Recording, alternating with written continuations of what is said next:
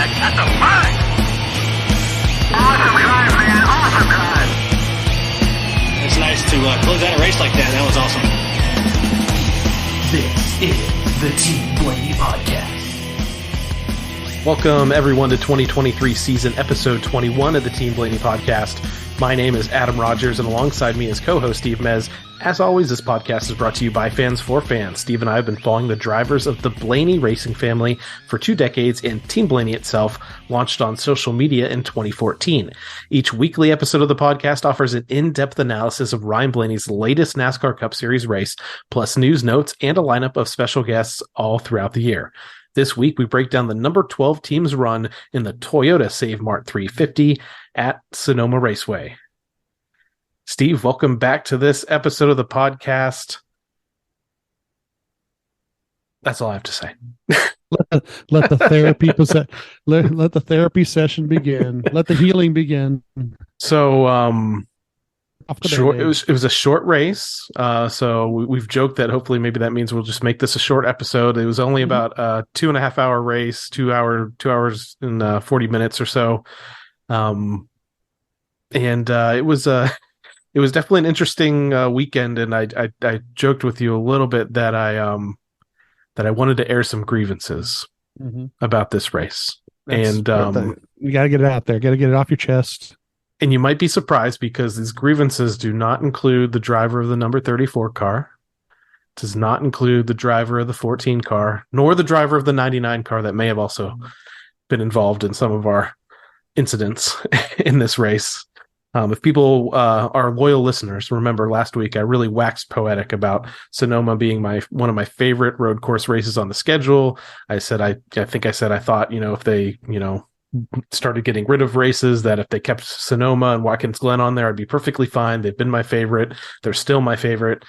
Man, I feel like they've ruined Sonoma for me. And it's a mix of the next gen car, which again, I've been a supporter of this car most of the way through here. I think it's a mix of the car, a mix of the package, a mix of the tire. And then there's some track issues that I have some problems with. And the fact that the 2 passing zones, is it 4 and 11 or 4, at least could have been 1, but into 7, or is it 7? Down Might be 7 more or less.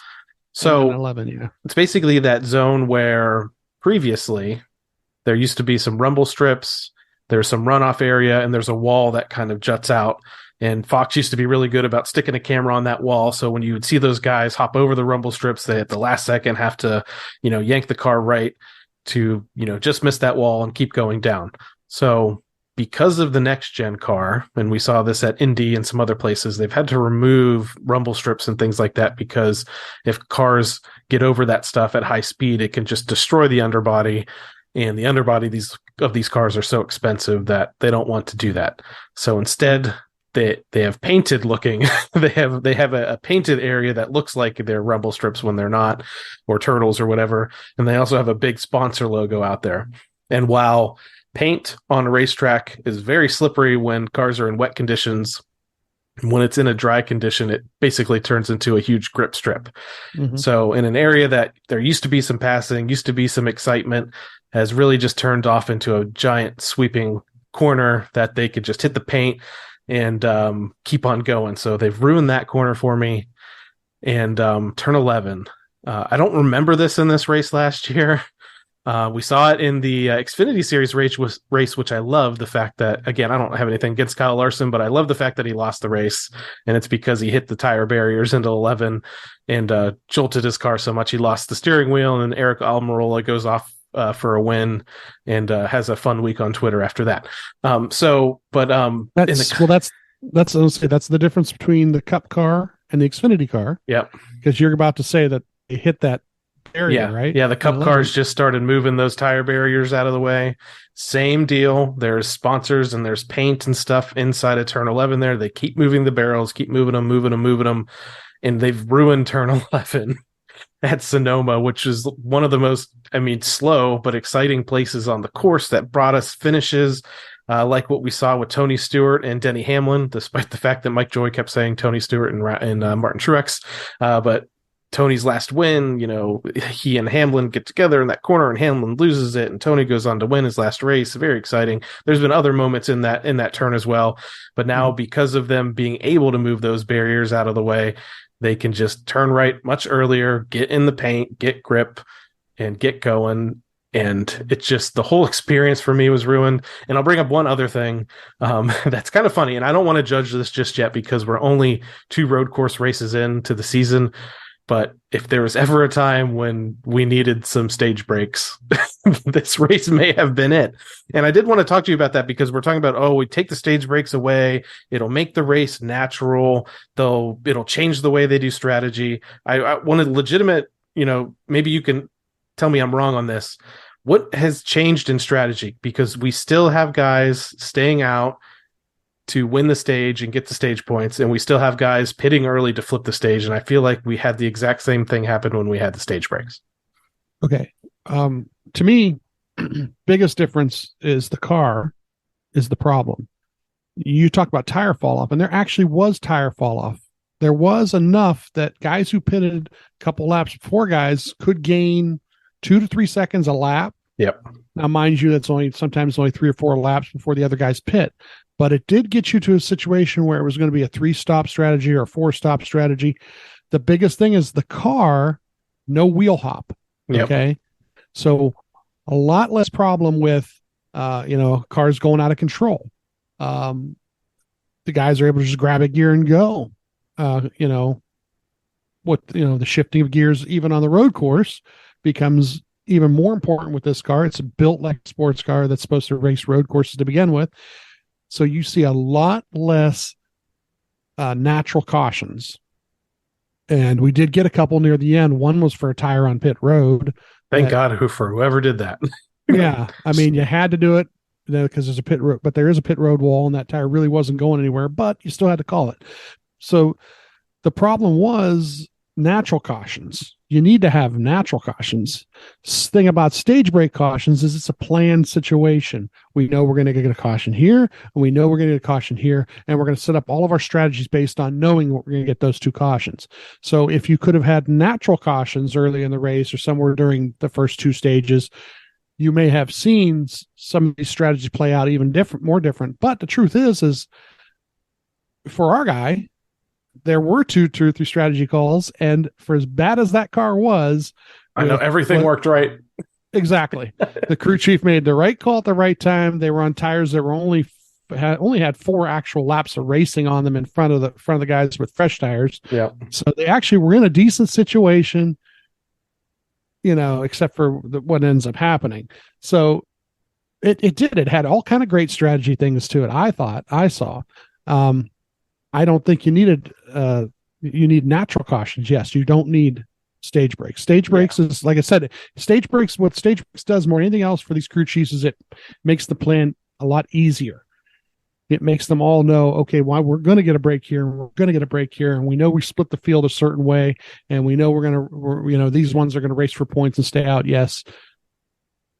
Well, not having those gave the whole field a whole bunch of different options between, like I said, 3 pit stops, 4 pit stops, so forth. So I think that it's going to work out just fine with that. The problem is you need to have a natural caution. You need to have something happen within the race, and these guys are not making errors. And the cars are so durable, like you said about turn 11.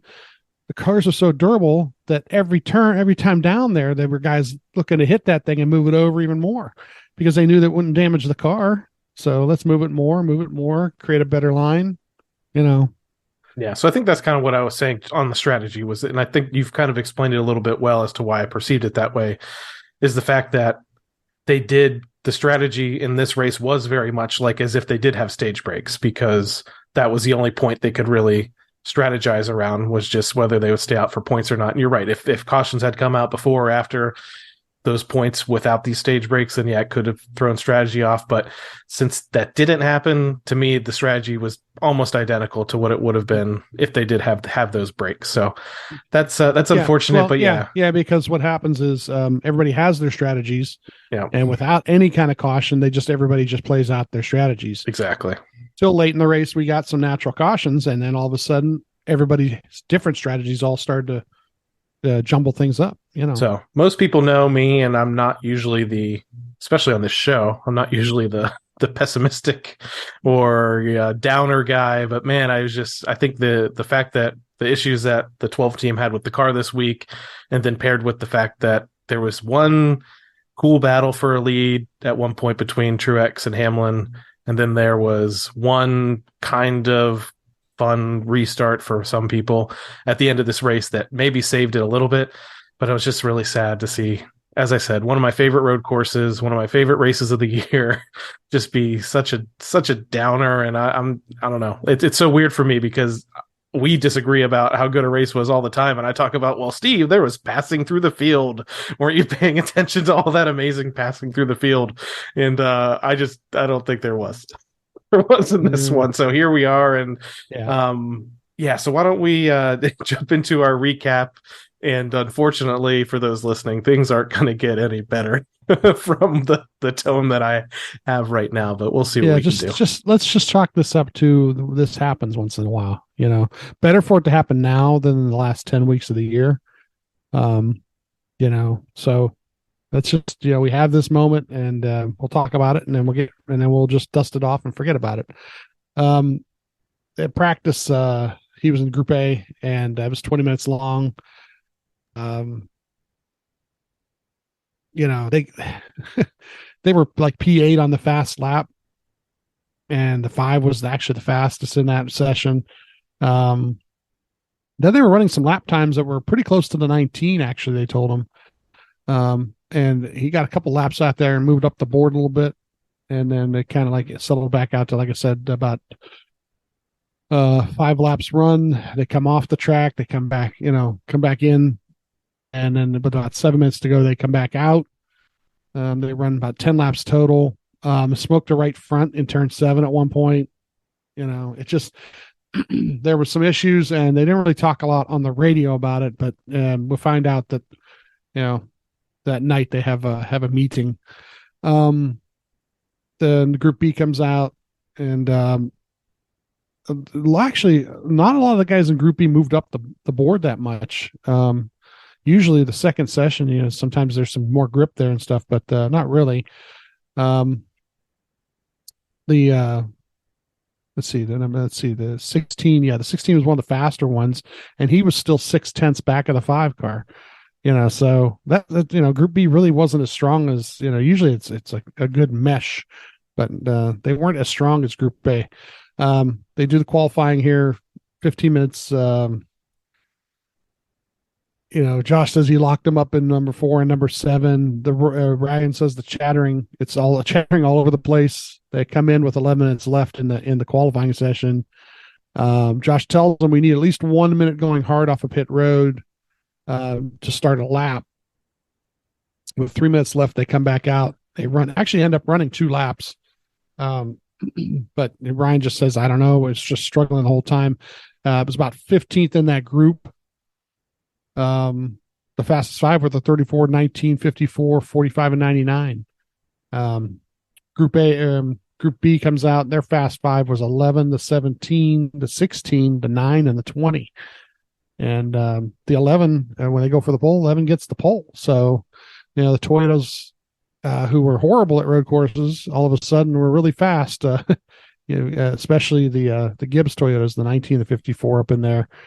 The 11 and the 20. So Ryan starts 31st on Sunday. Pit stall 12, having the 6 car behind the 6 car, and in front of the 3 car. It's just past the start finish line. The stages were 25, 55, 110. No caution for the stage breaks, of course. 6 sets of tires, a fuel run of about 45 to 48. We have 2 spotters, Josh and then Dave Nichols' Mule. Mule had going down down the backstretch into 11, and I think toward the start finish. To me, I told him, I said, I'm really nerve wracking to, especially turn 11, because a lot of guys were jumping up underneath, and trying to make 8 tires work better than 4 going into that turn. And And before we found out during the first couple laps of the race, somewhere on Twitter, one of the reporters had reported that Penske did an all-team meeting on Saturday night before the race. So they were not satisfied with the cars whatsoever in practice, qualifying, whatever. All 4 cars, as you notice, the 2 and the 21 actually start behind Ryan to start the race. The 22 did a little bit better in his qualifying, but he was like 15th to start the race. And they all had problems all race long, pretty much. They do run down pit road, and they tell him about a half a light slower on his pit road speed. That's just to be a little more conservative. They were a little, they get that 5 miles an hour over the speed limit, and they want to make sure they were only 4 miles an hour over. The first lap or two, he runs like too wide with a couple cars, but by lap 3, the 78 gets to him in turn 11. And Ryan says it's loose, it's terrible. Same issues as in practice the day before. I said I literally have this at lap 7. He's 32nd. The 2 is 33rd. The 21 is 34th. I mean, and even Joey's only 15th. At lap 8, they're starting to get worse. He said, like I said, same as in practice. He says, he does pass the 51 a couple laps later. But by lap 12, he's 33 seconds back of the leader. And the laps are 82 to 83 seconds long. So it's almost a half a lap. The Gibbs cars were running 1, 2, 3, and 6th at that point. A couple laps later passes like 77 to 43. He gets up to like 29. It's Alan Canavan who's actually reported that they had that meeting. I actually have it in my notes that they had that meeting, all Penske meeting on Saturday night. So at lap 17, we're pitting now. So we do a little off strategy thing right here. And this is something that we're going to find out would have probably worked, but he's too fast exiting pit road. The pit stop was under 10. It was 9 something, 9-1 or 9-2. This was the one that was like the pit stop of the week or whatever. And so he had to pass through. And by lap 20, he's in 36th, a lap down. Well, we're waiting for everything to cycle through. He should get back. But I figured about a 25 to 30 second penalty basically by having to come down pit road again. And if you play that out, when you're looking at the timing and scoring at the time, instead of being 36th, he probably would have been near 20th, maybe inside the top 20. And that would have been a huge jump, because they pitted when they did. They pitted a couple laps before some other guys. They would have had like 3 or 4 laps with 2 seconds to 3 seconds quicker on the tires. And that would have made a great move early in the race to give them some track position. By lap 25, he passed the 21 car. He was up to like 34th, and he was the first car lap down at that point. But at lap 26, the 11 and the 19 both pit, so this does put him back on the lead lap. Lap 27, he's up to 29th. Others are pitting. And about 51 seconds back of the lead. So, like I said, he's 51 seconds back of the lead right now with about a 25 second, penalty that he had to serve. And, where would he have been if he was 25 seconds back of the lead, instead of 29th place? Who knows? I figured it was actually, I said close to the top 15 I have in my notes. So when I did look at it, I mean, he was up there, or would have been up there. By lap 30 is in 27th. And this is lap 33 is where the 19 takes the lead from the 11, and the 19 pretty much dominates the rest of the day, depending, no matter what the strategy is. So at lap 41, Jonathan gives them an idea on tires and fuel. What they're trying to round it out for a caution at this point. Now they're trying to go long to see if that helps. And the pit stops actually start to happen. At lap 46, he passes the 77, and he's about 29th at this point. Lap 47, the cars with the fresher tires are coming by now. So he's, and at lap 49, we get a caution for the tire on pit road, the 38 tire. He's in 28th, and the 19 leads. And So they discuss, they actually discussed on the radio where the penalty happened. Jonathan tell him it was actually exiting pit road in the last segment. So he may have punched it a little bit early there, getting off pit road. And he's up to 27th here. And at the eight now leads at that point. So the restart lap 54 passes 78 up to 26 here. And at lap 55, the 14 stacks up Ryan on this part of the restart, and it kind of just like loses spots left and right. Ends up because he's behind him. Other guys are going around both of them. The 8 ends up winning the stage. Ryan, I think it was about 28th at this point. At lap 56, the 31 actually passes, and it's 29th. Passes the 43 a lap or two later, it's 28th, and then he gets passed by the 77. So he's back 29th again. There, lap 65, their guys like sliding around in front of Ryan. It's everybody who's back there basically is having some sort of issue. And at lap 69, Jonathan's talking about running long. He does pass the 77 up to 27th. The 19 passes the 8 for the lead here, gets it back. Lap 70, he passes the 43s up to 26th, and the green flag stops are beginning. By lap 75 is up to 20th with some of the cars pitting. And Jonathan tells them we're doing good, probably going to go another 10 laps or so. So they, they want to try to get there. They're running by lap 76, they're in 10th, and they're running right behind the 19 at that point, the way this strategy is working out. At lap 77, the new tires are coming up behind him.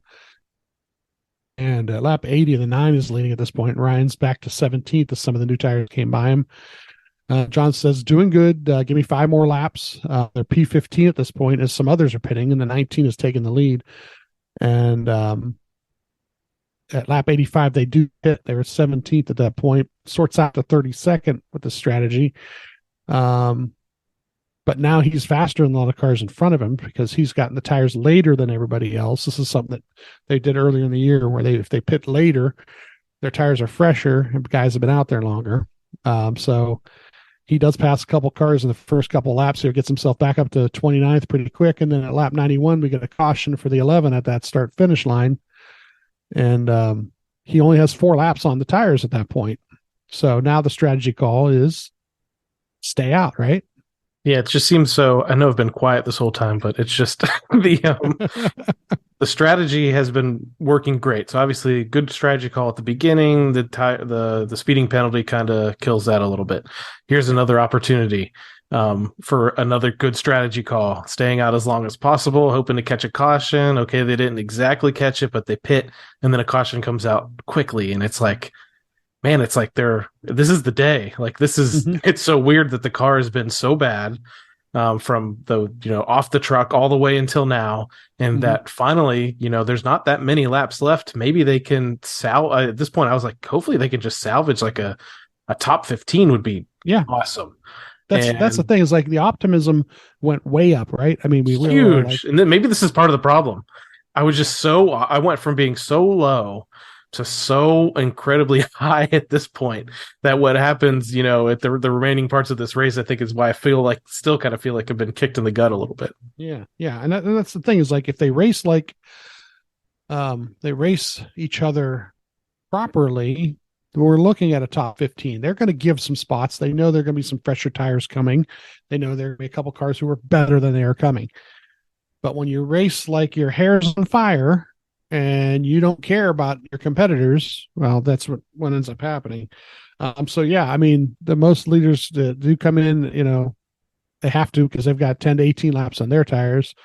There's, going to be about 12 laps to go when it goes green here. Pit road's open. The call's body armor, which is staying out. The 9 and the 45 in front of them stay out. So, those guys had 5 more laps on their tires than we did at that point. So, P3 for the choose, the 9 takes the left, Ryan takes the left behind and restart lap 96. And he sorts out to about 6th right off the bat. So that's good. At lap 98, he passes the 45, gets to 5th. At 101, we're in P5 and the 17 is behind us. At lap 102, the 9 is coming backward to us. The 17 does pass. So we're in 6th. Lap 103, the 20 passes. We're back to 7th. Okay. And then a lap 104, everybody with their, impatience. And, you said earlier that it looked like everybody was stacking up behind him. Yeah, to some extent, but there are 2 or 3 passing zones that we know are passing zones on this track. And he was letting guys go by them when they got to those passing zones. So when it's your turn, come take your turn.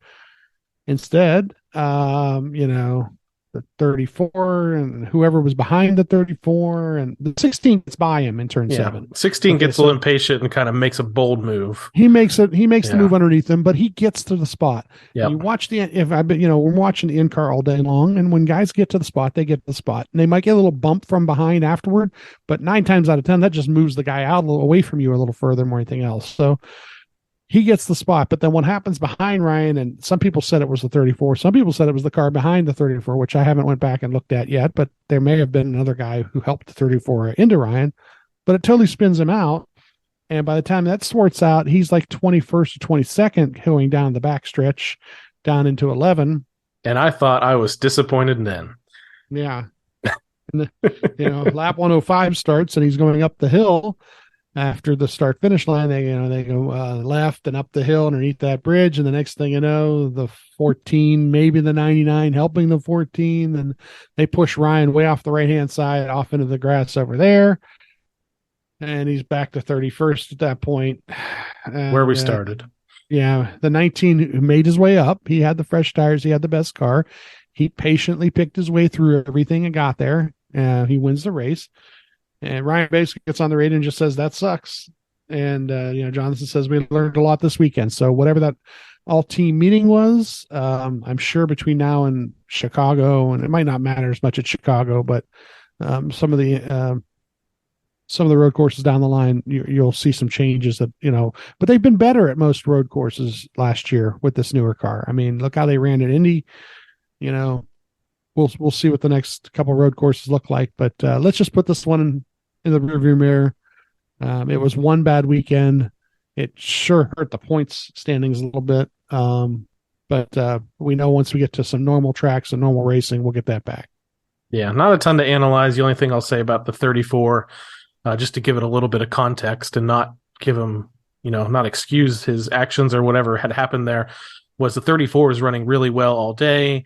I think he was, running, just up behind Truex. They came in for a pit stop and they lost the lug nut and had to go to a backup lug nut, and that dropped them down in the leaderboard. So that's why he was running much further back than Truex was, who was able to kind of quickly get back up to the front. So I think the 34, sees, super speedway races and road course races as places where they can actually contend for wins, and he saw it slip away, and I think part of it was being impatient. I think even if he did get a bump from behind Ryan, it looked like he would have had plenty of time to check up and then make a clean pass, but he just decided to drive through him, and it is what it is. There's not, like I said, not much to analyze. We really thought the great strategy that Jonathan Hassler came up in this race, and as the cautions fell, was basically going to let them steal. At one point, it seemed like maybe a top 5, but then, okay, yeah, now some faster cars are coming past him. All right, okay, maybe a top 10, and at worst, a top 15, because with the amount of laps that were left in this race, and then it just feel like it was just taken away from us. And it's unfortunate, and that's pretty much it. There's nothing we could do, nothing they did necessarily wrong, except for maybe, as Jonathan said, they've really learned something they maybe can't do going forward at some of these road courses. And we'll just have to see. The strategy calls were really good. Like I said, that 25-30 seconds earlier in the race, who knows what that would have done and where it would have put them, and how that may have changed their strategy the rest of the race. So speaking of pit road, kind of hurt. They pitted 3 times, and 2 of them were sub 10-second stops. I think the other one was in the 11-second range, and they may have been doing some changes there. Really good pit stops. Yeah, so the pit stops were really, really good. So, everything else is just fine. The car just wasn't the car we needed to have. So let's, bring that one over to junior yard, right? Get rid of it. Throw it out. it's the car. So, let's just see if we can forget about this one, have a short memory. Hey, actually, if we want to have a memory about anything, remember a couple weeks ago they ran at Charlotte and they ran 600 miles and 12 car won that race.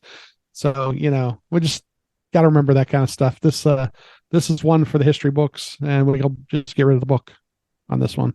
So unfortunately, no stage points and not a lot of points earned in this race. So Ryan was your new Cup Series points leader after last week's race, but he has now fallen from first to third. In the good news department, he's only 24 points behind the new leader, which is Martin Truex Jr. So he hasn't fallen that far. And there was a point, just a few weeks ago where he was 55 points out of the lead and like in seventh position. And he climbed. I know it helps when you get a 60-plus point day in the Coca-Cola 600 to help vault you up the standings, but it is doable for them to rebound from this. And honestly, the top 7 drivers in the NASCAR Cup Series point standings are only separated by 32 points. So 24 points behind. He actually is tied with Ross Chastain at 24 points behind, but that victory gives him the tiebreaker. So that's why he's listed in third and Chastain is in fourth. So 24 points behind the new leader, Martin Truex Jr., and William Byron is in second. So we're probably not going to go in depth on the next race that's coming up here, which is going to be the race at Nashville Superspeedway on June 25th. The race is going to be at 7 p.m. Eastern time. Steve and I were talking a little bit how the schedule for the weekend's a little bit weird. There's going to be a practice session on Friday and then a qualifying session on Saturday. And then finally the race is going to be Sunday evening. So that's a little bit different than what we're used to. Sometimes when they've split practice and qualifying, it's because they've been giving them a longer qualifying or a longer practice session or something. But as far as we know, it's still only going to be 20-minute session for each group. So they will have a Cup cars on track for 3 straight days when they head out to Nashville. But before that, there is going to be a break, an off weekend, the lone off weekend for the Cup Series as folks celebrate Father's Day. And then we'll come back again there towards the end of June to get back to racing. Only 2 races at Nashville on record for the Cup Series. Ryan's first start there ended up with a 37th place finish. That's, if you remember that race, Ryan coming up onto the track before pace laps. He actually damages the car. They have to make a pit stop. They come back in, fix it. He goes to the tail of the field. And then a little bit later on the race, from what I remember and understand from his some interviews with the crew chief, they had some issues with their brake package and he blew a rotor and crashed. So 37th place finish in that first race in 2021. But last year, much better race, though I think it took all race long to kind of get back out front. Did finish third. So they did come there in the next gen car and finish third. So they have this whole off weekend and then they'll have a week leading back into this race in Nashville to hopefully regroup and everything's out the windshield. Don't look out the rearview mirror. Forget about what happened at Sonoma, regroup, and everything's pointed forward for the driver in the car that's in the third place in the NASCAR Cup Series point standings. So if you're going to that race in 2 weeks, be ready for a weather delay because somebody we know is going to the race. We're gonna be headed to Nashville, our first time in Nashville in general, the Nashville area in general, as people, and our first time at that super speedway. So if you are around the track, I have been known to keep some Team Blaney stickers with me in my backpack. And if you happen to spot us around there I don't know if we'll be there Saturday or not. We're definitely going to be there all day Sunday. Give us a holler and I can pass out some stickers to you. But yeah, I know there was a rain delay last year as well. This has been moved to a night race, though. I don't know if that's going to affect anything weather-wise, but I know it's been really hot there the last 2 years, so I'm hoping that between this one running at night and then the Atlanta race we're going to, a couple weeks after that, also running at night, that's going to be a much more pleasant experience. And I think the cars just look cool at night. So looking forward to that. So let's move on to some more disappointing topics, and that's going to be our recap of the Team Blaney NASCAR Fantasy Live League and how everybody did in points earned this past week at Sonoma. I'm going to run through my starting lineup that I thought was looking pretty good at points during this race. And so I had Michael McDowell, who got me 39 points. I had Denny Hamlin, who I started off with a bang and then ended with a bang. Only got me 11 points. He did have the stage 1 victory. AJ Allmendinger got me 38 points. That was pretty good. Chase Elliott got me 32 points. And, boy, I was wrong with my, pretty confident prediction that Chase Elliott would come out and win that race at Sonoma. Strategy put him in position. Didn't turn out that way, but he did still get me 32 points. And here's where I made some major mistakes. Tyler Reddick was a starter. Seemed like it was going to be great because he's run really well at road courses. Won the road course race at COTA earlier this year, but he had some issues, ended up with a flat tire. He cut the course, which some people were actually pretty happy about because he didn't cause a caution running back around the track with a flat tire. So kudos to him. Not kudos to me for not bringing Christopher Bell out of the garage, and who I left 38 points sitting in the garage when I left Reddick in, and Reddick only got me 9 points. So my featured matchups, I picked Truex over Harvick. That was right. I picked Chase Elliott over Reddick. That was right. I picked Ty Gibbs over Cindric. That was right. I picked Allmendinger over Chastain. That was right. You'd think I would have had a pretty decent weekend. I didn't. Still finished well outside the top 10. So what did your lineup look like? Who were your starters and how'd you do? Yeah, that's the problem. I had Denny, I had Tyler, I had Suarez. None of them were worth any kind of points. I mean, one of them was in the garage, but yeah, I had Chase Elliott and Truex and Allmendinger, and that got me some points. And I had the matchups all correct, but yeah, not good. The things happening going into the third stage, and just even if I would have made a garage move, it wasn't much of a move. So I had guys who looked good during qualifying. They were like on the all qualifying team, but beyond that, not so good. I just can't believe I got all of the bonus picks right. Yeah. And I still finished 44th. Yeah. I don't know. Where did I finish? I didn't even look. Oh man, you're 30, a little bit better. 38th. 38th. 38th. Yeah, so, Wow. but only by 4 points. 4 points only over a couple points, right? Yeah.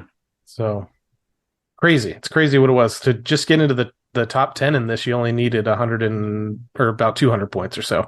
So yeah. Everything was really close this week because I think a lot of us probably had a lot of the same folks in our starting lineups. But yeah, I just thought with getting all those bonus picks right, I would have a decent week, and man, I just did not. So again, I ended up with 44th in points earned, and you ended up in 38th in points earned. And let's take a look at the top 10 in points earned for this past week at Sonoma Raceway. We have a three-way tie for 9th between Dr. Race Chaser, Blaney Kicks Beep, and Eric D15 with 201 points. In 8th, we have Vans 12, 202. 7th, we have Blaney the Goat, 204. 5th, we have a tie for 5th with NASCAR Nut 12 and Angie 12, 206. In 4th, we have Blaniacal, 210. In 3rd, we have No Hesitation with 214. 2nd, Pea Shoot Bill, 218. And congratulations to Alyssa C, 221 points earned at Sonoma, and comes home leading the way. Now let's switch over to our overall standings in the Team Blaney NASCAR Fantasy Live League. I am, moving up a little bit. 36th position, Team Blaney host Adam, 2,833 points. And now let's take a look at the top 10. The Nutty Gamer is in 10th with 3,003 points. No Hesitation is 9th, 3,005. 8th, Eric D15, 3,011. 7th, Adjuster 4, 3,013. 6th, Your Team Mez 12 slipped slightly, 3,047. 5th, Penske Fan 24, 3,049. 4th, Go Larson, 3,057. 3rd, Christian Dana, 3,092. 2nd, Factory of Sadness 6, 3,115. And Blaney's Daisy leads the way in the first position, 3,121 points. So that's where we stand there. Remember, everything's going to be locked for this next week because there's no racing. Just try to remember after that week off and then the week leading into the next race at Nashville to set your lineups. We will have practice on Friday, so you can set your lineups maybe a little bit earlier than you have the last few weeks and see what happens there at that race at Nashville. I don't know if we're going to have a return of Concrete Chase or whatever they were calling him, but he's run well at Nashville. I haven't really looked up too many of the stats for this one. Maybe we'll put together a TikTok or something to talk about it leading into the race. Who knows what'll go on, but it seems like, ages from now when they're going to get back racing in the Cup Series. Yeah, we're going to be on vacation this next week too. So no, the podcast goes dark next week unless something super spectacular happens and we have to hurry up and come on, but I don't think anything's going to happen in the next week or so. They didn't take any cars back to R&D, so thank God for that. There was no penalties to be had there. Let's everybody take a vacation. I literally I just told Adam before we started the show, I took a whole day yesterday and didn't talk about NASCAR all day on Monday. It was really weird. But, Cleanse. But yeah, just kind of like, so the next week or so, I'm gonna go back and watch the 600 maybe. Watch those highlights. Don't watch. I know I retweeted the highlights of Ryan getting spun since NASCAR was nice enough to put those together. Yeah. Take those out of your memory bank. Don't watch those. It's not going to change anything. But yeah, go watch some Coke 600 highlights and remember, there's a win in the bank.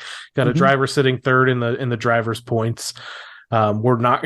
I just remember last year, and maybe we do bring back the old playoff points big board. But the reason we brought that thing in the first place last year was because how hectic it was and close it was all year long on whether Ryan was going to make the playoffs and then his run into the playoffs. And while I'd love to see that thing come back, I'm so glad that we don't really have to worry about that until we get to that first race of the playoffs. So yeah, so there'll be a very special edition of the post-race review. Since you guys are on the road, I think my wife will be making a comeback to the Team Blaney podcast. It'll be a Team Mez takeover, and so we're looking forward to doing that too. So that'll be kind of cool. Absolutely. Thank you guys for doing that and taking that over while we enjoy another nice weekend away. That's true. I won't be back for the next couple episodes. So that's that next episode at least. I won't be back. I'll be out of here for a few weeks. So before we end this episode, I have a couple of things to bring up, and one of those is that I believe it's been tape delayed, and somebody's been keeping the secret of who won. The Better Half Dash is going to be presented at 6 p.m. Eastern time on Wednesday's episode, which for right now is tomorrow. Wednesday's episode of Race Hub on FS1. Gianna, Ryan's girlfriend, Aaron Blaney, William Byron's significant other, but also obviously Ryan's sister, both of them racing in the Better Half Dash. Both of them are raising money for the Ryan Blaney Family Foundation. So we're eager to see where they ran. I know Ryan said that Gianna needed some more speed. So I'm gonna guess she maybe didn't win, but either way, we're rooting for Gianna, we're rooting for Aaron, and hopefully they put on a good showing, and hopefully they get a chance to talk a little bit about the Ryan Blaney Family Foundation. And worth mentioning from them as well, today, before we went recording, they posted on their social media accounts, they have a brand new t-shirt that's available through Flag and Anthem, and it's a Ryan Blaney Family Foundation t-shirt with their brand new logo. It's a purple shirt. On the back of the t-shirt says Blaney across the back, almost like a jersey, and a big number 12 on the back, kind of similar to what they did last year ahead of the Indy race, but the shirt's a little bit different. It's purple. It's supporting Alzheimer's Awareness Month, and 100% of the proceeds from that sale on Flag and Anthem are going to go to the Ryan Blaney Family Foundation. So I know I already got my orders in. It's piqued Steve's interest, even though he has a very similar shirt already, but he just can't keep his hands off that new hot Ryan Blaney merchandise. So he's already contemplating some of that too. Yeah. We're a couple weeks out from the Lou Blaney Memorial also, which is Saturday, July 8th at Sharon Speedway. And, the Blaney Bunch fan club will be having a dinner. Those of you who are members of the fan club may have gotten the email that Leah will be looking for some RSVPs so they know how many people to have. They're going to have at the dinner that night before the racing. So if you are a member of the Blaney Bunch fan club, or if you want to join the Blaney Bunch fan club, take a look into that. It's a pretty cool thing when they do something like that. And so that night, I know Jerry and Kirsten, the Mariottis, will be there, and yours truly will probably make it too with my wife. So, like I said, if you're part of the Blaney Bunch, or you're not part of the Blaney Bunch, join the Blaney Bunch, and then come on out to Sharon Speedway on July 8th. We'll talk about it again in the next week or two. But I know Leah already put out an email, and she's looking for some RSVPs so they know how many people they're going to serve that evening. And I think they even said that they're going to have a section of the grandstand kind of sectioned off, and you guys can kind of all sit together as well. I believe you do still need at least general admission tickets to that race, but it's definitely going to be well worth it. And you guys can all get together and have some dinner and support the fan club, support the foundation, support Sharon Speedway, support the Blaney family, and support the memory of Lou Blaney, who we all miss and all loved as a racer for sure. Yeah, so Dave and Dale usually run the event. We'll be running, so hopefully they'll both be there that night, able to run. Always good to see Dave and Dale on their home track. So everybody enjoy your off week, and I want to thank everyone also once again for tuning in to this episode of the Team Blaney podcast. If you'd like to learn more about myself or co-host Steve, just listen to our very first episode that explores our Blaney racing fandom. You can interact with us on Facebook and Twitter at Team Blaney and on Instagram at team.blaney. And finally, we'd like to encourage you to support the aforementioned Ryan Blaney Family Foundation. Established in 2018, this organization supports causes like the Alzheimer's Association and UPMC Sports Medicine through fundraisers, events, and membership in that Blaney Bunch fan club. To learn more, visit ryanblaneyfamilyfoundation.org or follow them on any of their active social media channels. So for my co-host Steve Mez, I'm Adam Rogers. We'll catch you next time right here on the Team Blaney podcast. Good night, Brussels. Check out the TikTok. Well, thanks everybody for coming. I hope you enjoyed it.